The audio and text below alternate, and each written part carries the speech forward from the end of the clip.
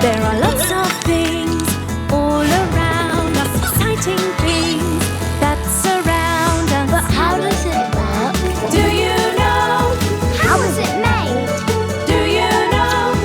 Things that go up, things that go down, things that go pop, things that go round, with special cameras to show you inside. It's going to be a big surprise. But how does it work?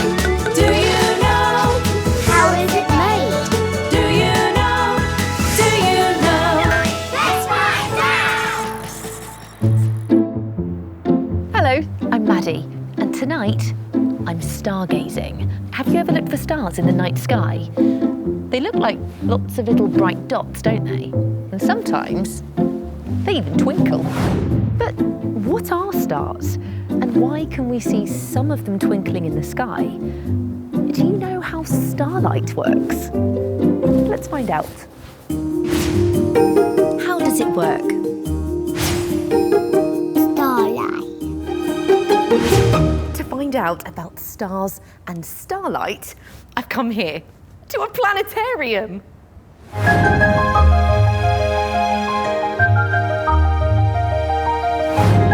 planetarium can show us pictures of the sky at night, and the pictures are projected onto this huge curved ceiling.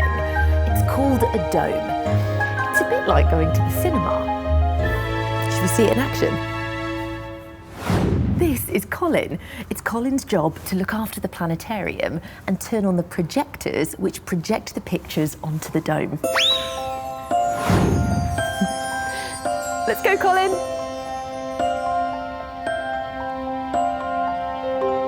Wow. Look how many stars there are in the sky. That is amazing.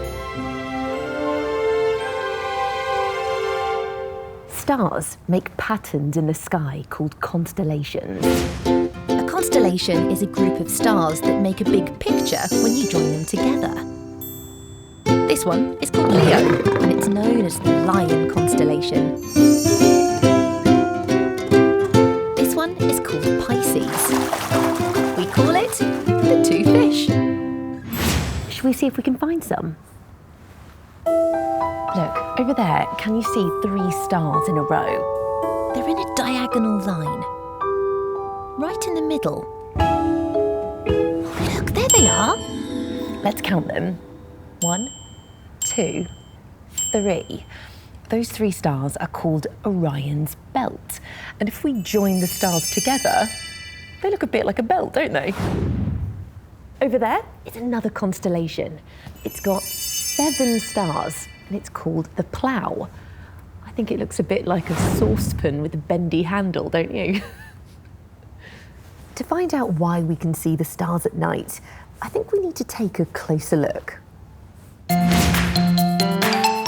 When we look up at space, we see the stars as dots of light. In space, there are lots of particles of gas and dust floating around. When something big happens in space, like an explosion, gas and dust are pushed together into a ball. The ball of gas and dust gets heavier and heavier until it collapses, pulling in more gas and dust particles. All the dust and gas starts to spin really quickly, and as they squeeze together, they get really, really hot. This makes a star. And because the star is really hot, it lights up. And we see the starlight twinkling in the night sky. Wow, that was so interesting. Did you know that our sun is a star? Other stars in the sky look really small, don't they? But the sun is really big. That's because the sun is much closer to the Earth than the other stars. Let me show you how it works. We must never look directly at the sun, as it might harm our eyes. So this torch is going to be our sun. Oh, did you hear the sound when I turned it on? It made a click, didn't it? When we see the torch close up, it looks really big. But if I stand further away, now it looks much smaller. Because the sun is close to us, it looks bigger than other stars in the sky. But actually, there are stars out in space that are much, much bigger than the sun, but they look smaller because they're further away. But to see those stars, we need to wait until it's nighttime. So we can see them even better, I'm going to use one of my special cameras. This is a telescope camera, and a telescope helps us to see things that are really far away, close up. Oh, wow! Look, can you see the moon? We can only see a small bit of the moon tonight, and it looks orange. Oh, wow! Can you see those stars in the sky? That is brilliant! Whoa! It looks like it's glowing, doesn't it? Well, that's because stars are really, really hot and they give out lots of light. That light travels from the star through space to us here on Earth, and that's why we can see it. How great is that? I loved finding out how starlight works. What was your favourite bit? Can you remember what we call the patterns that stars make in the sky? That's right, they're called constellations. Did you hear the sound my torch made when I turned it on? And did you see the stars in the night sky with my special telescope camera?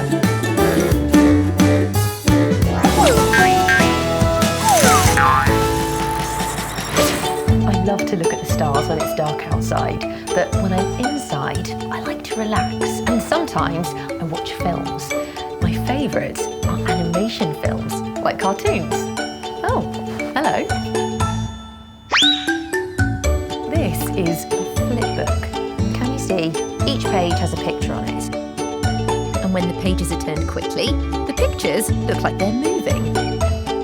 Just like my flip book, an animation film is made up of lots and lots of pictures. Some animations even use puppets. It's called stop frame animation. But do you know how stop frame animations are made? Let's find out.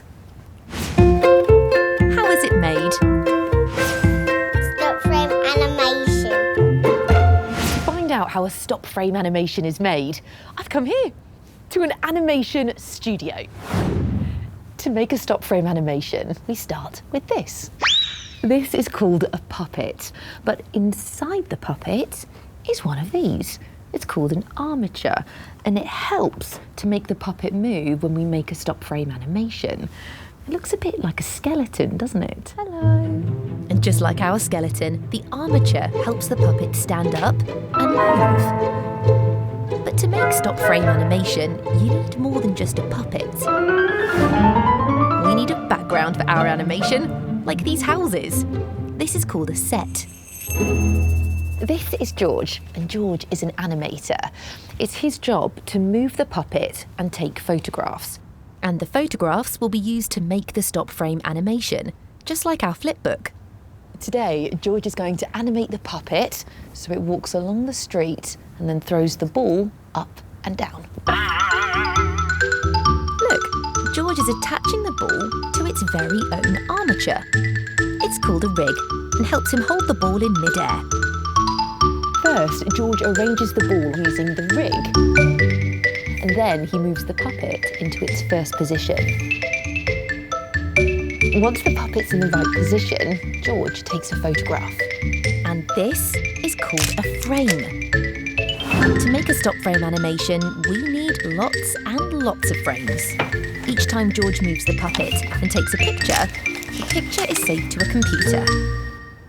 The puppet is going to throw the ball up in the air. So George moves the puppet's arms a tiny bit and then lifts the ball using the rig.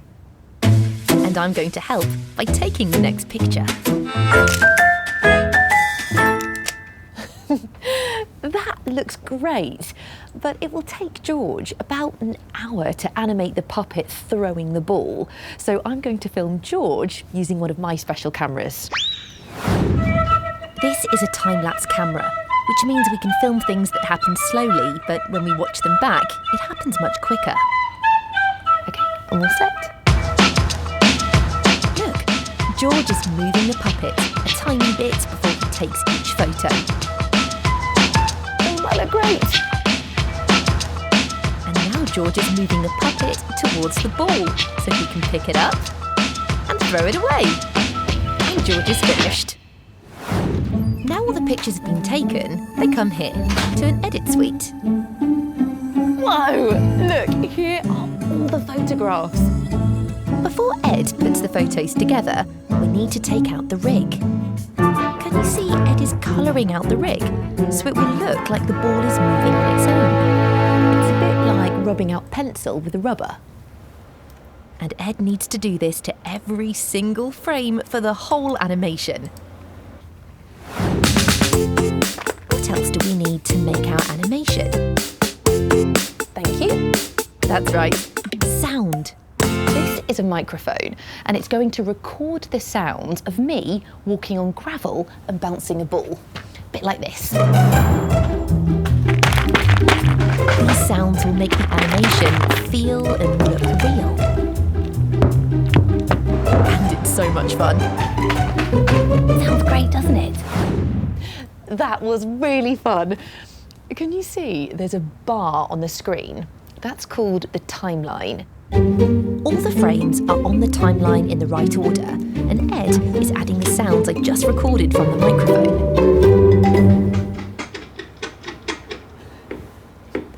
When we make sound to match with pictures, we call it Foley. Right, I think we should watch the finished animation on a big screen. Ready? Here goes. Look at the puppet! It's moving! Each frame that George made earlier on the set is being played back next to each other really quickly. So it looks like the puppet walks and the ball bounces all on their own. That happened really quickly, so let's watch it again. The puppet walks in, gives us a wave, sees the ball, gives it a bounce, and then the ball bounces back. It's taken all day to make just 15 seconds. All of those tiny movements have been put together to make this stop frame animation. How nice is that? What did you like most about seeing how a stop frame animation is made? Do you remember what each photograph is called that makes up a stop frame animation? That's right, it's called a frame. Did you hear the sound my feet made as they walked on the gravel? It was a crunching noise, wasn't it? And did you see my special camera filming George making our stop frame animation?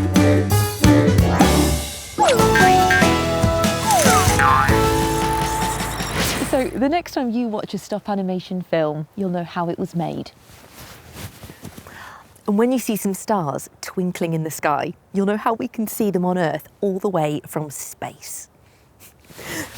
Right, I think I'm going to do some more stargazing. I'll see you next time.